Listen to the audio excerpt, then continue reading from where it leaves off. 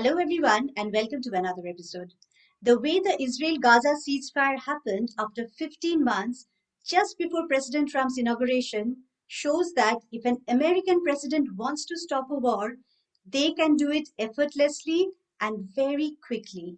However, peace deals have happened between Israel and Palestine many times under American intervention, and every time it only led to further eruption of another huge uprising and huge loss of lives because they also created terrible turns of events.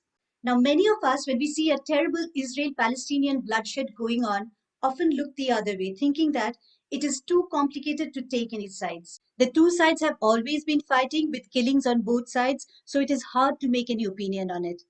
However, it is important for all of us to make an opinion because public opinions have historically had huge roles to play in changing directions. In this episode, I'll talk about the entire history of the Israel Palestinian conflict from both sides' perspectives so that we can understand from history what have been the mistakes on both sides, what in future could at all bring peace, and what would inevitably bring another war. Do see to the end to understand how the problem evolved till today. And do listen to the five important questions I've put at the end. Over the next decades, they have been slaughtered again and again, not just by Israel, but also by the surrounding Arab countries. It is important to know what happened to these Arab people after they fled because that has shaped the problem over the years and till today.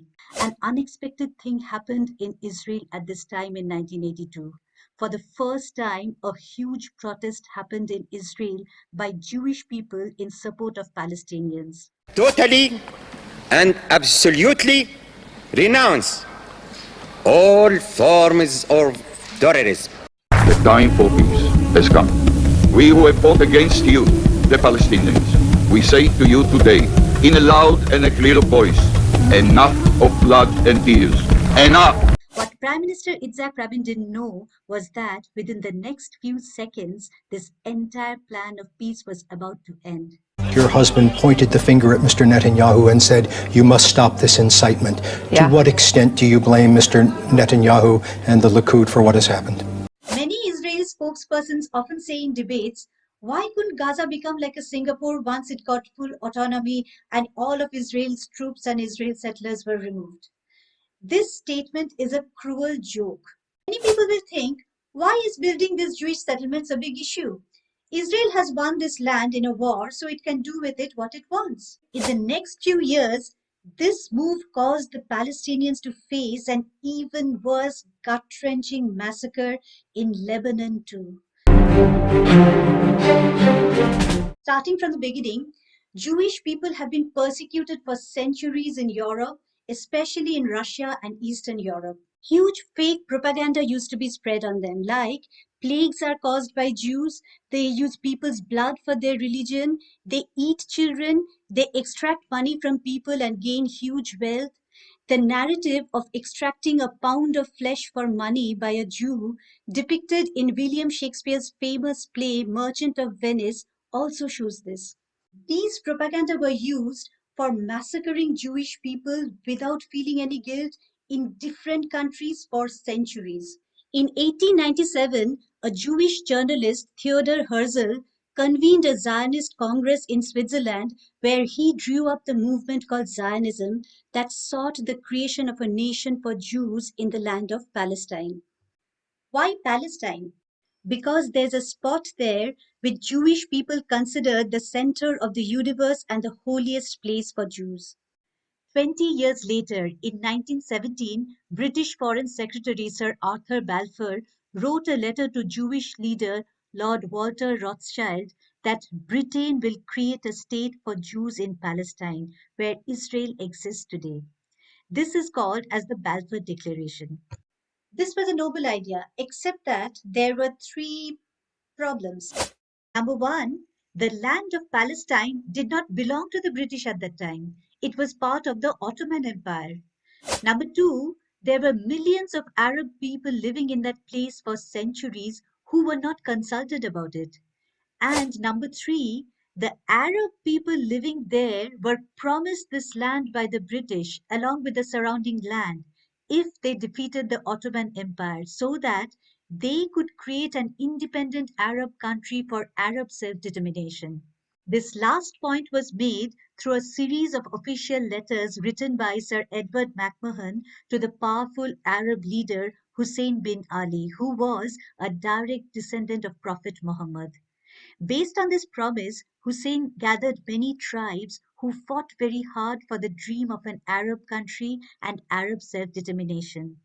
They defeated the Ottoman Empire after 400 years of the Ottoman rule in 1918. This was depicted in the movie Lawrence of Arabia. This also marked the end of World War One. However, after the win in 1920, Britain held a conference in San Remo as a World War One victors' conference. Here, they signed an agreement which included the Balfour Declaration that a Jewish land will be made in Palestine. This San Remo agreement is considered by Jewish people as a cornerstone for creating the State of Israel, more important than the Balfour Declaration and the UN resolution later, because this was a legally binding agreement. The countries that attended it were Britain, France, Italy, Belgium, Greece, and Japan. The huge problem was that Arab people who won this victory for this land, for their self determination, were not consulted and they had no knowledge of it. Based on this, from the 1920s, thousands of Jewish people from different countries started arriving in Palestine. When the Arabs learnt about it, they were furious and the region was about to explode.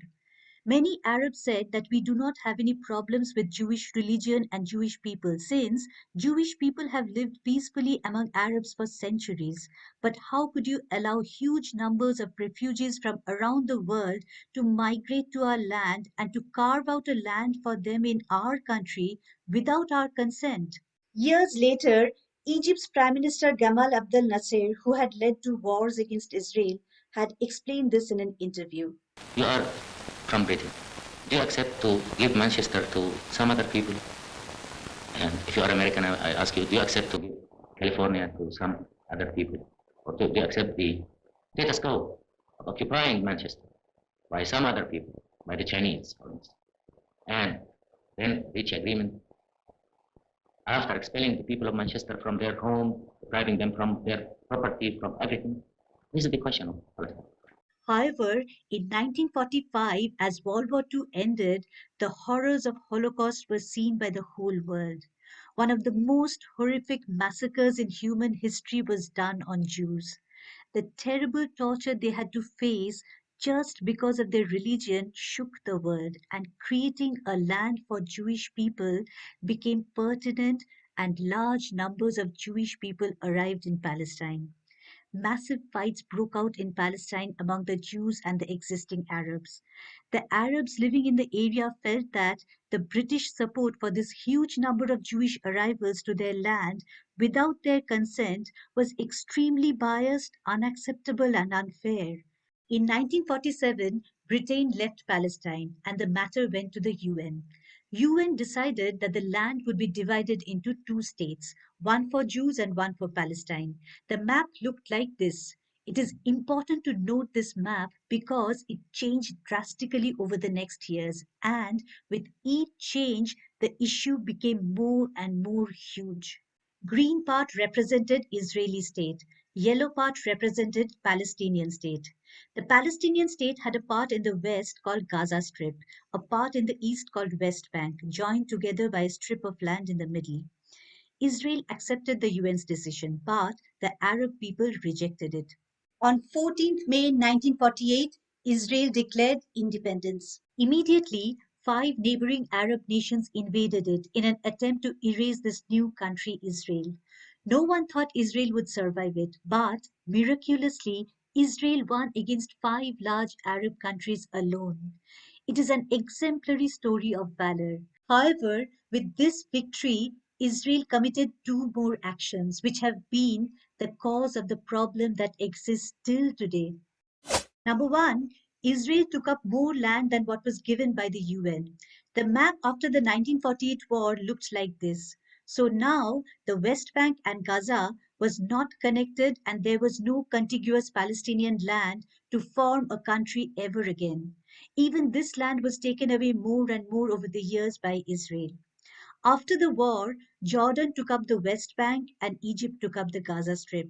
Number two, Israel drove away 750,000 Arab civilians from their homes with extreme violence, terror, and death.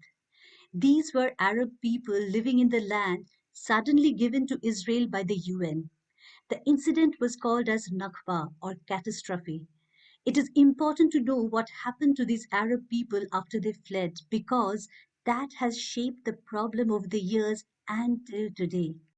Palestinian people during this Nakba fled to the neighboring Arab countries Jordan, Egypt, Lebanon, and Syria. Over the next decades, they have been slaughtered again and again, not just by Israel, but also by the surrounding Arab countries, and they have been displaced from their homes again and again. In all the countries except Jordan, the majority of Palestinians didn't get citizenship. To this day, they remain without belonging to any country, that is, as stateless. What does stateless mean? Stateless people are such people who do not hold a passport in any country. Therefore, they are looked at with suspicion as a foreigner in any place they live in. Their movements are hugely restricted, they are easily extorted and easily harassed. They cannot vote anywhere and therefore have no say in the decisions made on them. They are restricted from most jobs and depend on charity and handouts for their living with no dignity. 3 to 4 generations of millions of Palestinians live in that condition in various countries till today, with no plans for them in future. The total number of stateless Palestinians today is 9.1 million. In 1954, the UN passed a resolution that Palestinians who were displaced during Nakba should be allowed to return to their homes in Israel. The exact words were refugees wishing to return to their homes and live at peace with their neighbors should be permitted to do so at the earliest practicable date. But Israel did not allow it, stating two reasons. Number one, this time Israel said the UN resolution is not legally binding, it is just a recommendation. Number two, they are not satisfied with the clause at peace with neighbors will be followed by the Palestinian people if they return. In the next few decades, revolutions started building up in the Palestinian refugee camps in the different countries they lived in. Some of them believed in peaceful fights for their cause, others believed in fighting with arms. They were small factions spread in different countries with differences with each other on methods of fighting. In 1964, these factions came together officially under a head called PLO, or Palestine Liberation Organization. The largest faction in it was called Fatah, and its leader is the most well-known face of Palestinian movement, who later went on to win the Nobel Prize for Peace. His name is Yasser Arafat. In the next few years, a huge clamor rose by PLO and the Arab countries to defeat Israel and regain back their land. In 1967, the Arab countries built up their military on Israel's borders, and the Palestinians were sure that this time their land will come back to them. What happened next was unexpected, and from here on, a whole new dimension of problems got added to Palestinians' lives, which only got worse and worse with years. Israel made a surprise first attack on the Arab countries, and within 6 days, they won the war against all the five Arab nations. This time, Israel took in even more land. Israel, after this war, took up the Gaza Strip and Sinai Peninsula from Egypt, the Golan Heights from Syria, and the West Bank from Jordan, including East Jerusalem, which was supposed to be under international territory. The entire land occupied by Israel now looked like this. From the map in the left before 1967 shown in white to the map in the right after 1967 shown in yellow, representing land under Israel. The Arab countries were devastated. The Palestinians in the various refugee camps now had no possibility of returning back to their homes in Israel. But additionally, Palestinians in West Bank and Gaza who were in Jordan and Egypt fighting for their cause were also now occupied by Israel. And these people now faced a whole new dimension of trouble which lasts till today, in addition to the Palestinians in refugee camps in the Arab countries. Now, when a country occupies a land, there are certain international laws that they must follow, else their actions are considered as illegal and sometimes war crimes. In September 1967, immediately after the war, Israel started building residential blocks for Jewish people in the occupied West Bank. These are called Israeli settlements, and these opened up a whole new world of problems in the coming decades. Now, many people will think, why is building these Jewish settlements a big issue? Israel has won this land in a war, so it can do with it what it wants. However, this is considered a crime and an illegal activity by Article 49 of the Fourth Geneva Convention. Why is this a crime? Because otherwise, any country which is militarily more powerful can defeat another country, take their land, remove the people living there, and put their own people. When was this law brought in and why? Answer is it was brought in 1949 because of World War II, when the world saw the atrocious things Germany did by militarily conquering other lands and displacing and torturing civilians in those lands, in which the Jewish people themselves had suffered the most.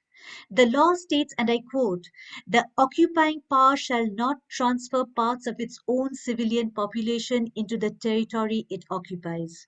The action is also considered illegal under the Hague Regulations of 1907. It is considered a war crime under Roman Statute of the International Criminal Court, which was adopted in 1998. According to the UN's website, in 1967, immediately after the war, 160 Arab houses were demolished in the old city of Jerusalem in West Bank.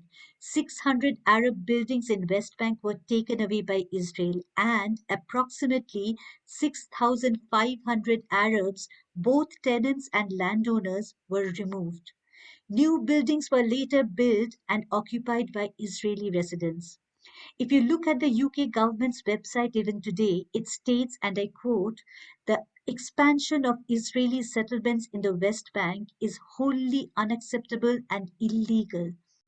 After 1967, the settlements also expanded into the Golan Heights, the Gaza Strip, and Sinai Peninsula. In later years, especially after 1980, the settlers grew more and more violent towards Palestinians. Gangs of armed young people would assault Palestinians. Israeli people would start living in Palestinian houses forcibly and slowly evict the Palestinians. You are stealing my house. And if I don't steal it, someone else is gonna steal it. No, no one is allowed to steal it, يا عمي. Israeli authorities would bulldoze Palestinian houses on the flimsiest of reasons. Many settlers would uproot Palestinian farmers' olive trees and deny them access to land and water. In parallel to this, huge Israeli infrastructure got built up in Palestinian land with roads and residential areas which were denied any access to Palestinians and were only there for Israeli people. Israelis gave the excuse that allowing Palestinians there was not safe for Jews, so Palestinians can't use these roads and infrastructure. This is a classic case of apartheid practice. All these actions are illegal, but there is no justice for it. Thousands of people got killed and numerous riots have been caused because of settlers' violence, which grew more and more bizarre and atrocious over the years in terms of the lack of any justice.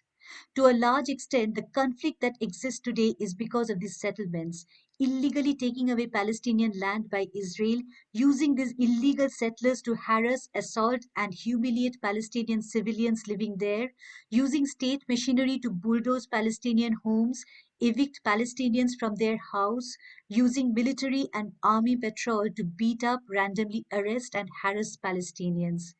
In later years, many people in Israeli army felt too disturbed to carry out these actions and have complained and created organizations to protest these vicious illegal activities. But nothing has ever changed over the years. Things only got more and more violent for Palestinians to face. Now, coming back again to 1967, After the 1967 Six-Day War, the Arab countries were devastated with their shocking defeat, and their regimes got weakened by the loss and humiliation. From here, Palestine Liberation Organization (PLO) took up the fight.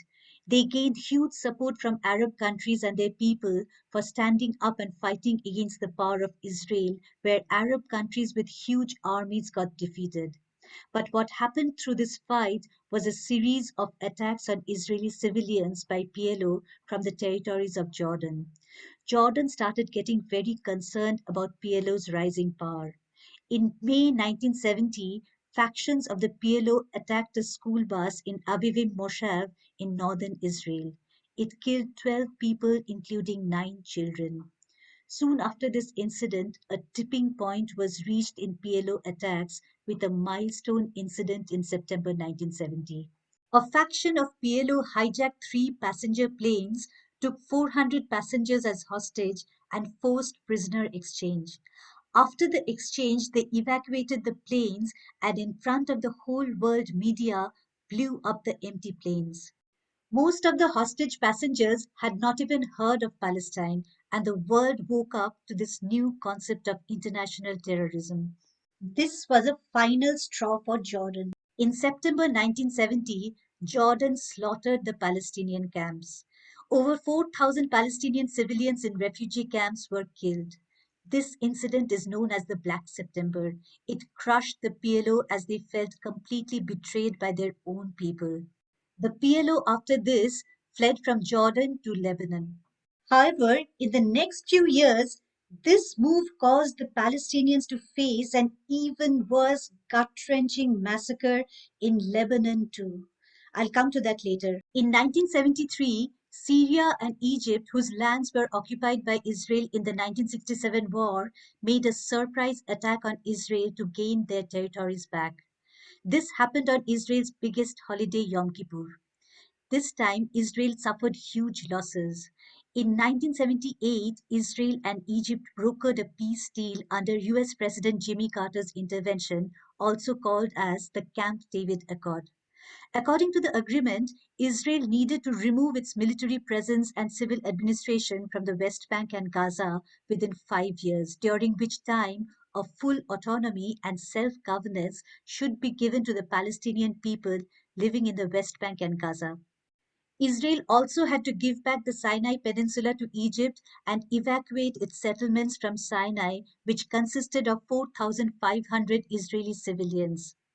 Israel evacuated its settlements from Sinai, but they continued to grow their settlements and military presence in the West Bank and Gaza. They did not keep their part of the deal of the Camp David Accord.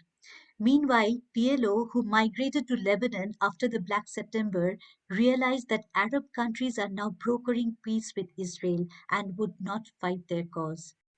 PLO gained a huge support from a faction in Lebanon because of their charity work and help to people. But they also made a base in Lebanon for attacking Israel with various cross border attacks, hostage taking, raids, etc.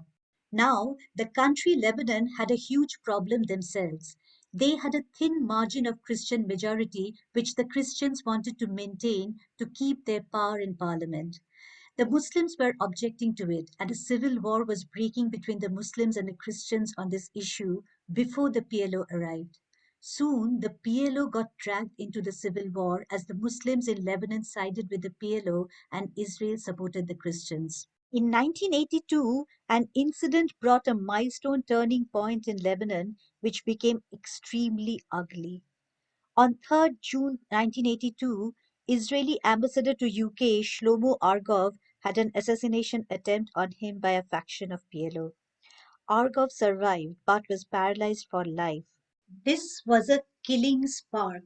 The very next day, that is 4th of June 1982, Israel invaded Lebanon with the aim of destroying PLO. After heavy fighting on 1st September 1982, PLO withdrew from Beirut after assurances by the United States that the rest of the Palestinian civilians in refugee camps will not be harmed after their withdrawal. However, 2 weeks after the withdrawal, Israel surrounded the Palestinian refugee camps Sabra and Shatila, provided assistance to their Lebanese militia allies Phalange, and massacred the Palestinians for 43 hours, in which more than 3,500 civilians, mostly children, were slaughtered.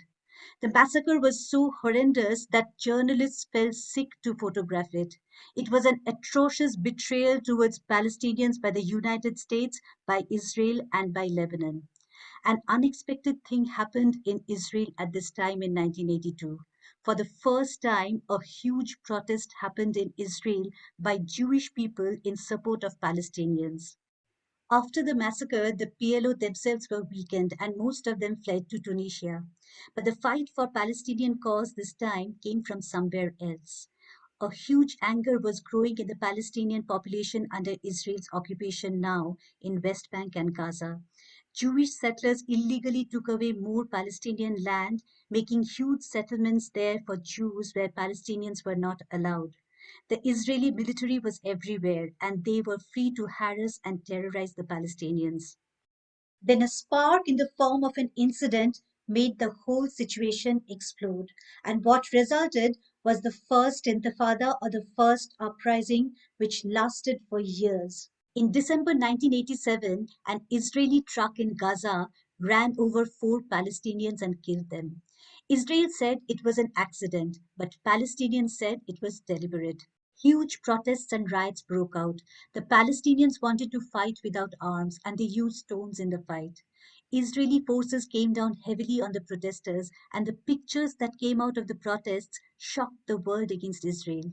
It showed heavily armed Israeli soldiers coming down on defenseless Palestinians, and the image of Israel as a small country which was a victim of attack by large nations got eroded. One particular image of a father protecting his child behind a trash bin, who died later, became an iconic picture of this war, which was also portrayed in various postal stamps in different countries as a symbol of Palestinian fight. The PLO later threw in its support behind this fight, which made the Intifada gain an even greater strength. In 1988, Yasser Arafat officially declared giving up arms and all forms of terrorism, but continuing the fight for Palestinians. Totally and absolutely renounce all forms of terrorism. In 1993, one of the most milestone moments happened in bringing peace in the Israel-Palestine issue. It also brought an end to the Intifada, as Palestinians hoped that peace and their life of dignity will finally get created. It was initiated by President Bill Clinton. It was called the Oslo Accords.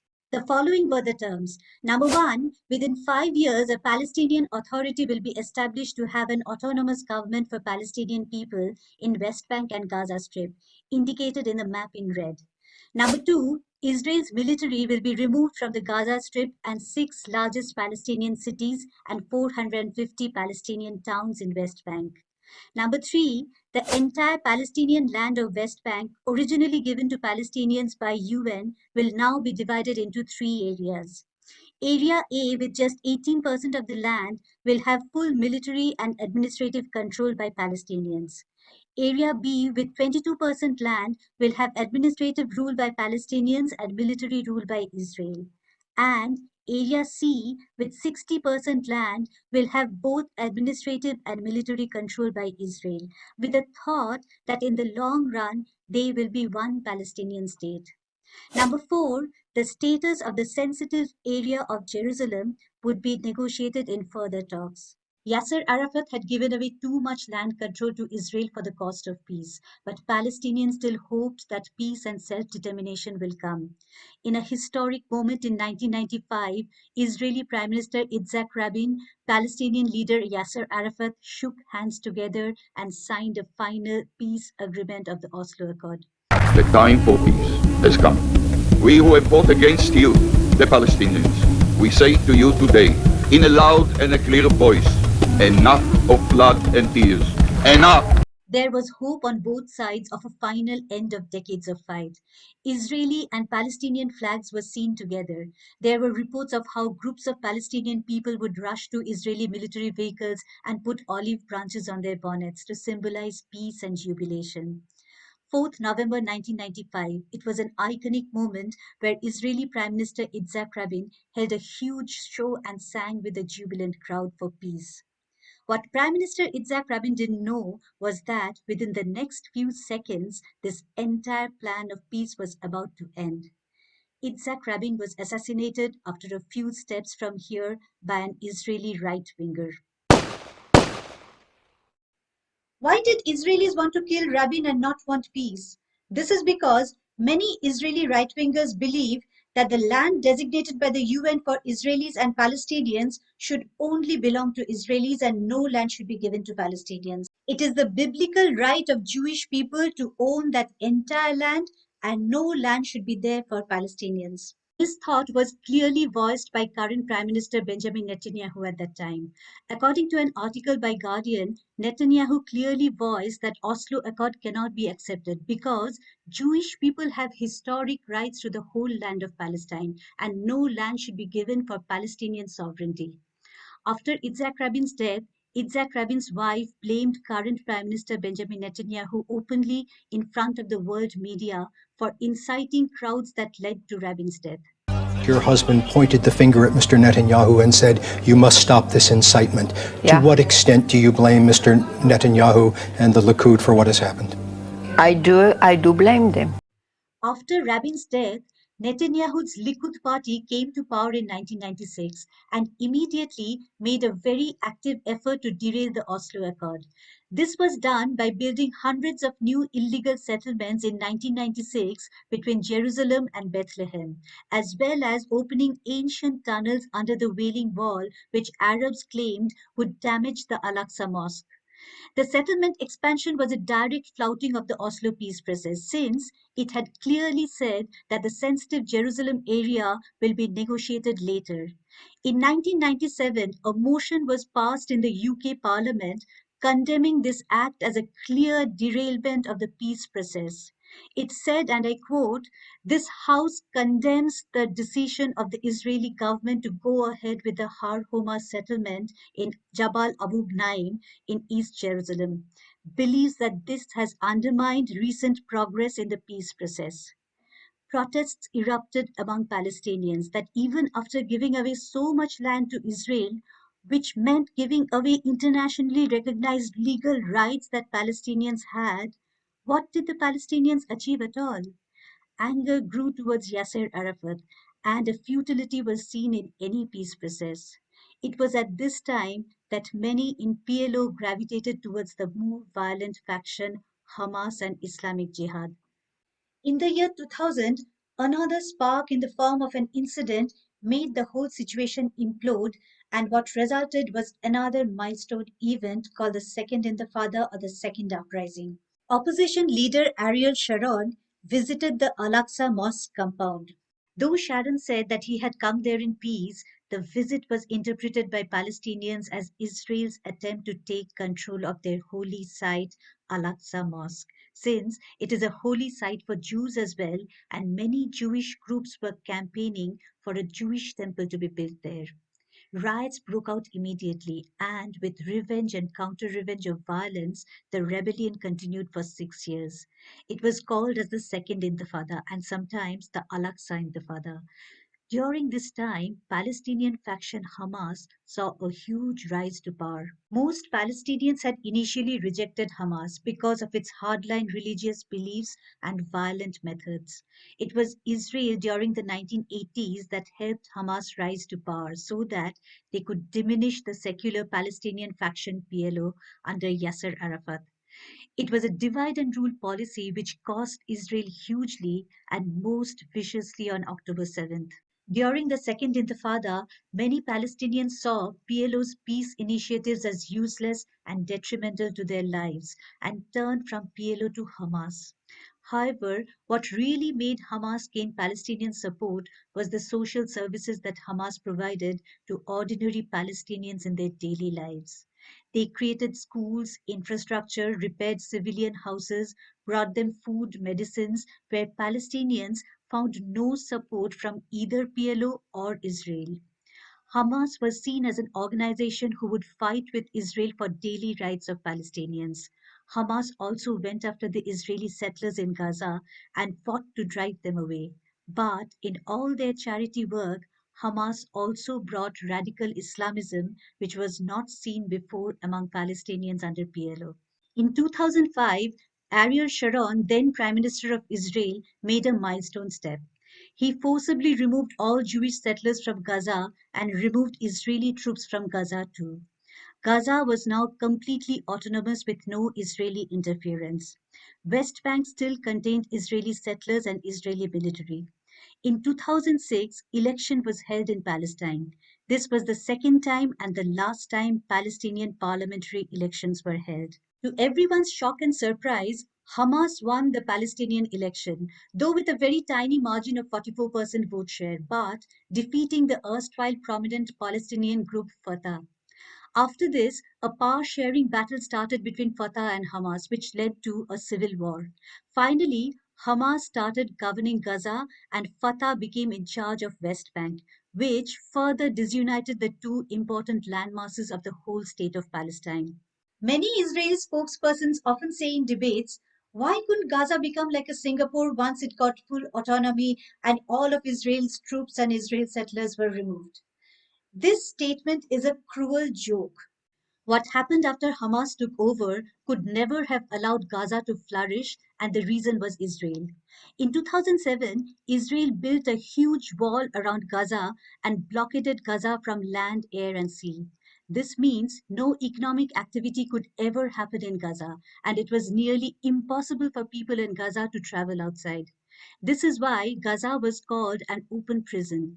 What Hamas did in response was that it created a huge tunnel system to make inroads to Egypt so that food, medicines, and even house building materials could be smuggled in, since Israel had restricted all these essential items from entering Gaza. Hamas also smuggled arms through these tunnels to attack Israel. Before the October 7 war, Gaza's infrastructure had actually built up quite well, with a swanky Gaza University, tall residential buildings, good roads, cars, etc. However, attacks and counterattacks continued between Israel and Gaza throughout the time after 2006, but Gaza never allowed Israel to enter. In contrast, on the West Bank, where Fatah-controlled Palestinian authorities ruled, Israeli army was allowed to operate. Settlers started taking away houses of Palestinians. They could bulldoze Palestinian homes, kill them, arrest them. There was no law to protect Palestinians, and things only got worse and worse for them. In Gaza, people, though not oppressed by Israeli forces, were hugely unhappy because the embargo destroyed their economy and unemployment hugely rose. Elections never happened after 2006, and Hamas had full control whether Palestinians liked it or not. Children tried earning money by digging tunnels under extremely dangerous conditions. Hopes for future were very little, and there were no plans in the horizon for any change to their lives in future. Anger was growing among them. Many resented Hamas, but there was no way out for them. In the year 2022, another spark in this anger caused a watershed. The incident is also said to have marked the fate of October 7th massacre. On 15th April 2022, during Ramadan, prayers were happening at dawn in Al-Aqsa Mosque compound. At this time, Israeli forces fired rubber bullets and tear gas at worshippers with the thought that there might be agitations with stones and rocks. The agitation hadn't happened, but more than 150 Palestinians were injured by Israel's attack during their worshipping in their holiest month. 1 year later, again during Ramadan on 6th April 2023, Israeli forces stormed into Al-Aqsa Mosque during evening prayers and fired rubber bullets and stun grenades at hundreds of worshippers. It is said that at this time, the October 7th attack on Israel was planned by Hamas. 6 months later, on October 7, 2023, Hamas made one of the most horrific and ghastly attacks on Israel. Hamas broke through Gaza's wall into Israel and attacked Israeli soldiers, Israeli residential areas, and a music festival crowded with civilians. Around 1,200 people were killed and around 250 people were taken hostage. These hostages in Hamas custody are being used now for negotiating an end of the Gaza war, release of hundreds of Palestinian prisoners, and removal of Israeli troops from Gaza. However, the core Palestinian problem for their independent self-defending state with no attacks and humiliation from Israel and Israeli citizens is still a problem that is far from solved.